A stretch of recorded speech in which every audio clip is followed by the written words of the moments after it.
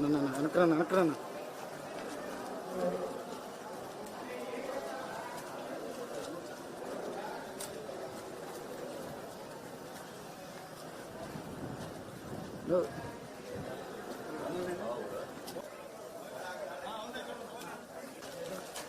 కృష్ణనా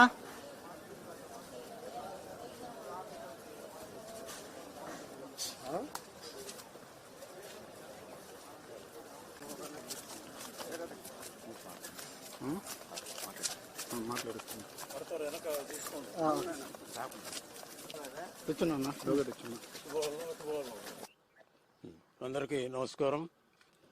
ఈరోజు గోవర్ధన్ రెడ్డి గారిని జైల్లో పరామర్శించడం జరిగింది. ఆయన పూర్తి ఆరోగ్యంగా, ఆహ్లాదకరంగా, ధైర్యంగా కనిపించాడు. చాలా సంతోషం.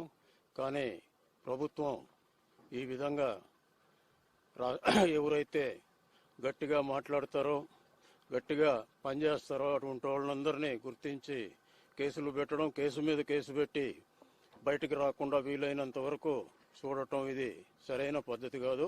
కేసులుంటే అన్నీ ఒకే, ఎందుకంటే సంవత్సరం అయింది గవర్నమెంట్ వచ్చి, అన్నీ వాళ్ళ దగ్గర ఉంటాయి ఇన్ఫర్మేషన్స్. అన్నీ ఒకసారి పెడితే ఒకటేసారి బెయిల్ వచ్చేదానికి అవకాశం ఉంటుంది. అటు రాకూడదనే ఉద్దేశంతో ఈ విధంగా చేయడం మంచి పద్ధతి కాదని తెలియజేసుకుంటాం.